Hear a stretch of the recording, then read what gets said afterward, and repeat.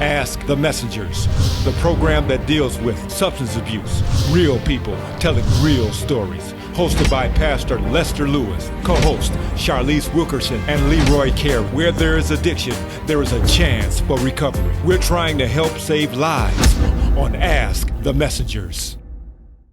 Today on the Ask the Messengers TV show, we honor women for their courage to share their experience, strength, and hope. In the famous words of the great Maya Angelou, you may not control all the events that happen to you, but you can decide not to be reduced by them. In this episode, we honor women and appreciate them for giving back a piece of what has been given to them so freely. They are giving back a piece of their story to help someone else. Here are their stories. I used to carry a gram of cocaine in my boot at all times. And it was the first thing I thought of when I woke up in the morning and the last thing I thought of before I went to bed. When I was using I thought I was different because I worked. And so I thought that maybe because I worked, I was different than everybody else since I didn't hit the bottom. But I did everything that I could, and I always wanted somebody around me. You know, when I was using, I was always treating everybody. So I didn't know how to hustle. My hustle was to work a job. I hate to say this, but my mother, she worked at the post office and she took us to cabarets. And I think her mission, and I wasn't mad about it at the time, was to show us how to drink like a lady. You know, and not put your head down and get all drunk and, you know, you lose yourself. So about 16, we started going to the post office cabarets. The first time I tried heroin, not only did I like it, I loved it. And it just gave me a sense of peace that I didn't have to worry about stuff anymore. I just wanted to be free of worrying about stuff all the time. You know, I was a correctional officer at the Maryland Pen, and that's when my disease started. It's a stressful place, and a lot of the correctional officers there used. I wasn't even thinking normal. I had to use because I got to go to work, and I realized that I was sick. I was resorting to alcohol and, drugs to numb the pain. People from the outside looking in would think that everything was great, but I was in a hell. I was spiraling down. I didn't think I was going to make it. It was like, whoa, okay, now what? Sing for your life, literally. Sing for your life. I was very distant from my family, isolated from my family. My mother didn't want to have anything to do with me, but my father loved me through everything. My father was a heroin addict. So drugs was in that, and my grandparents was alcoholics, and my mother's parents were alcoholics, and then her sister was alcoholic, so that made me the third generation. So it was normal. Hell, that's how we lived. You know, a funeral, you can always look for it after the funeral. There's gonna be some drinking and some fighting going on. That's just how it was in our family. But the drugs was just my father. Alcohol was my mother's family. My mother was an open person, so she told the family, Joy is sick, so we have to support her. Now I realize the stress I put them under, for them to see me that way. But when you're caught up in the disease, you can't see nothing but your pain. I didn't want anybody to look down on me. I didn't want to disgrace my family. So I just faked it. I figured long as I looked good, and I went to work every day, and I thought I wasn't hurting anybody. That's what I thought. So what was your bottom? What got you to the point where you said, look, enough is enough, I'm going to get some help? Well, I was pregnant, I was 5 months pregnant, and I remember being out for like 2 weeks and had no place to go, living from somebody else's dope house to the next dope house, just trying to survive. And I remember somebody asking me, or a guy asking me to drink with him. And he was kind of heavy set. And it was just, I didn't want to do that. I didn't want him hurting me or my baby. And I felt like by him being overweight, that's what he was going to do. So I was tired. And I just didn't want to live that life no more. I'm hoping to be here now, and I'm mad because my bottom, you know, I don't necessarily want it to be a hard bottom, but I want it to be a bottom that I'll stop. And I haven't hit that. I was lost in the disease of active addiction for 30 years. I saw me. It broke my heart. I saw me. And it was the most traumatic thing that I've ever seen in my life. And I cried out to God, please. So my cry led me to a phone call. And my life just started changing drastically. When I first came in, like I said, I was really scared. I didn't know what to expect, and just not knowing what to do.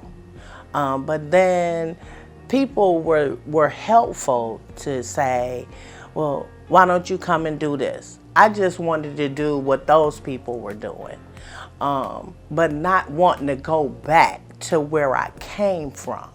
Because where I came from was really not a place that I would have imagined that I would have ever been. So I would just say to the person that's new, or to the person who wants to get better, you know, just follow directions like I did. We follow directions or the suggestions that they give us in order for us to get better. Sometimes it's hard to take direction when you're used to doing what you want to do. But when you've messed your life up and people have found a way to do something different, I would suggest just following that suggestion. I got a lot of fears. I just got a lot of stuff that I'm ready to bring out. You know, see, I'm a justificationer. I justify the stupidest, you know, like, I mean, I just don't think it should be this hard. And I know I'm making it hard, you know, by bucking the system. That's what I do. That's what I always done. And I want to change that. I've been praying. I've been writing with something I didn't do. I read something last week that I wrote 3 years ago that is so awesome. I'm like, what you supposed to be writing? You know, I got to do something different to get a different result. And so I'm trying to do it all different, not just some different. I need it all different, everything. I want to change my friends and the fellowship, who I hang out with. I want to change it all. I say I'm free all the time from the disease of addiction because I'm free to choose. I didn't have a choice when I was using. And I'm free to make my dreams come true. See, I'm truly free today. You know, I'm free to love because now I'm learning how to do it because I didn't know how to before. So, I mean, it's not the sky's the limit, the sky and beyond. According to the U.S. Department of Health and Human Services, 2.8 million women struggled with illicit drugs, 5.3 million women struggled with alcohol use, over 8,000 women struggled with both illicit drugs and alcohol use, and over 7 million women had serious mental illnesses. I wasn't in the right place. I had started a spiral and I couldn't catch up with myself. And that was with alcohol. I always had a glitter cup and it was always filled to the rim with alcohol. I had to surrender. I mean, I just want to continue on the path that I'm on. And at this point in my life, now I'm strong enough to deal with anything that comes my way because I don't have something to retreat to that will numb me from actually going through it. I learned that we grow from walking through fear. You either conquer it or you let it destroy you. What do you do to stay in recovery? I do what the older member told me. I still made meetings. I got over 21 years in this process. I still made meetings. I have a sponsor. I do step work. I help other people. I did all the things that y'all told me to do, and I still do it from the beginning to the end. I still do the same. I don't make no 90 meals in 90 days. You know, I still do 3 meals a week though, 2 to 3 meals a week, because I have to stay grounded. Hi, I'm Becky. I'm an alcoholic. I mean, anything is possible. If I could go, 2.5 years ago, living in, poverty with, nothing, having my kids hate me, to today, owning my own home, having my kids be my best friends, having a job that I love, anything is possible. You just have to be willing to do the work and surrender and, find your higher power and, really just, surrender to your higher power. And what was your bottom line? When did you get tired when you said, look, enough is enough, I'm tired? It was last Christmas, 2018. And it was just like, it was outside really was cold. It was freezing. They detaxed me. The police beat me up. They took me to the hospital. The hospital really treated me so bad too. And that's when I really hit my bottom and I decided to get help. Hello everyone, I'm Elizabeth Vargas. I have said before that I am an alcoholic, but I've never told you the details of what it did to my life. Even though I had support, resources, understanding bosses, I couldn't stop. And then I found a way out. So this is my chance to say to all of you, keep going, because you're worth the fight, and so are the people you love. Well, for years I struggled with depression and alcoholism. And basically, it wasn't until I was able to be honest with myself that I was able to then finally ask for help. My music was spiraling downhill pretty much when I was actively drinking, and it really started to take it was just a negative part of my life, I guess, But I found, in sobriety, I started writing music again, and then that's where the song "Drive" basically came from. It's about my recovery, and even in the lyrics, I talk about, surrendering to the truth, and I wasn't able to stay stopped from alcohol until I surrendered to the truth that I had a problem.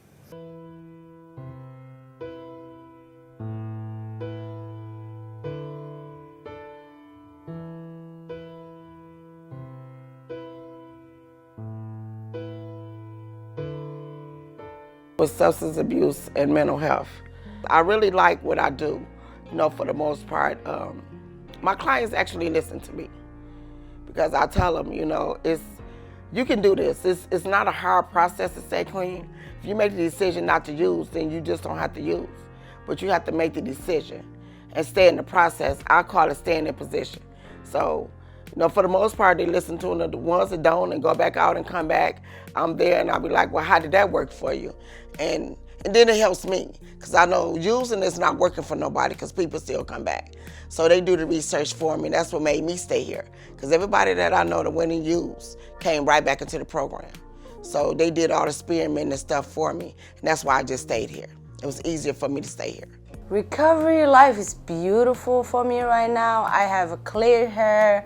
I have a lot of conscious contact with around my surroundings. It's beautiful. It's better than I used to. The 12-step program saved my life. The people in the 12-step program saved my life. They helped me to become a better mother, a better daughter, a better friend, and I appreciate it. And for everybody that's listening to this or will see this, keep coming and just don't use, because it works. From a small town in Kentucky to a glamorous lifestyle in New York City, Miss USA 2006, Tara Connor began living out her dream come true. But with her success came excessive partying and addiction to alcohol. My journey to recovery basically started while I was Miss USA, and I tested positive for cocaine during my reign. When you win Miss USA, you move to New York for the year, and I don't know what a cross street is. I had never had Starbucks before. Donald Trump is my boss. I was drug tested one day, and then the next morning I was driving into the city and I turned on the radio and they're like, Miss USA fails a drug test for cocaine. Will she lose her title? Blah, blah, blah, blah. And by that night it was on SportsCenter. Of all things, it was on SportsCenter. You don't have to use if somebody wants you to use. You don't have to use even if you want to use. It's a way out. You call somebody, talk to somebody, reach out.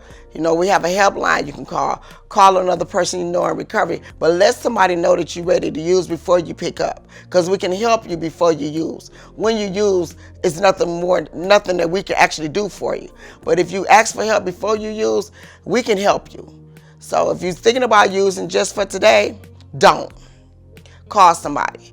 Well, one of the things about addiction is that, you know, everybody I think starts out in the beginning and they're like, this is so fun. And then it real quickly turns around and bites. But it doesn't just bite you once. It slowly takes little chunks out of you, you know, and over a period of time, you just are humiliated and turned into something else. And then it happened to me, but somehow I survived. You know, I did the eating disorder, and I was not medicated for bipolar, and I was doing a lot of drugs and drinking a lot of booze. There's so many awesome things about being alive each and every day. And even if it's a day where my brain is kicked up and I'm tripping, still it's a day that anything's possible. My life is just really awesome at this moment that I'm just talking to you, and that's really what I'm really excited about, and that's all. My name's Crystal, and this is my story. At a young age, I started using drugs and alcohol. I needed something else to change how I felt. And the drugs and the alcohol, they made me feel different. They made me feel right or okay or at peace for just a little while. But as I got older and the drugs and the alcohol got worse, I did start seeking out some church. And at that point, I didn't ever find the place where I fit. I still kind of felt on the outside. I didn't feel welcome or a part of. I felt different. I walked into recovery rooms. I started to get sober from the drugs and the alcohol, which cleared my head up quite a bit to kind of see what was going on in life and where I was going with life. My belief and my spirituality, my strength that I get from God, because I don't have it with just me, has grown immensely, and life has gotten tremendously better. It's changed and evolved into something that I never thought I would be able to have. I'm able to deal with life on life's terms with God, and with the support of my family and the church and my friends. In my experience with the church and with spirituality and with seeking, that if you seek God, God will always provide and always be there for you. From street walker to street reporter, that's my story. My clean date is December 28th, 1994. My drug of choice was alcohol, crack, and marijuana. I have not found it necessary to use no mind mood altering chemical from that day to this day. Women do recover. So my story is I walked these streets out here on Finkel and Teller for years. This is where I caught my first accosting and soliciting case. If you don't know what accosting and soliciting is, that is when you jump in the car with the police. And this is where I caught my first case at, right here on Finkel and Teller. From that point forward, for over the years, I jumped in the car with the police all the time on a regular basis. So regular, they had got to know me as a regular. The last time I jumped in the car with the same police, because it was always the same police, they get to know you out here. So the last time I got in the car with him, I said, Officer McLeod, you gonna lock me up again? He said, Sean, get out my car and go get your life together. And that's what I did. Didn't do it right away, but I did get my life together. That was over 25 years ago. And my life is good today. Thanks to the 12-step program and that officer for planting the seed. I want to give a shout out to all the ladies who told their story before I told my story. Women do recover. Staying clean ain't easy. It's a job, but it works. You gotta want this in order for it to work.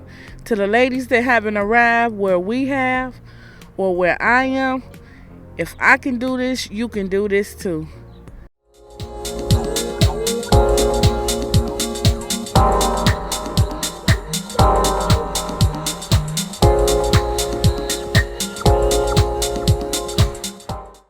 There are over 20 million people in long-term recovery. I challenge those who are in long-term recovery and all of the families whose lives have been recreated because of recovery to join together and recover out loud. Then maybe we can take the shame away from those who are in the shadows and encourage them to step into the light. I know I will. Won't you help us to do exactly what our motto is, and that is to help save lives? Won't you send a generous donation to the information there on the screen? We would love to have you as part of our partnership to help save lives. You may not be able to go out in the street, you may not be able to come here to the show, but you can send your donation that helps us save lives. God, grant me the serenity to accept the things I cannot change, the courage to change the things I can, and the wisdom to know the difference.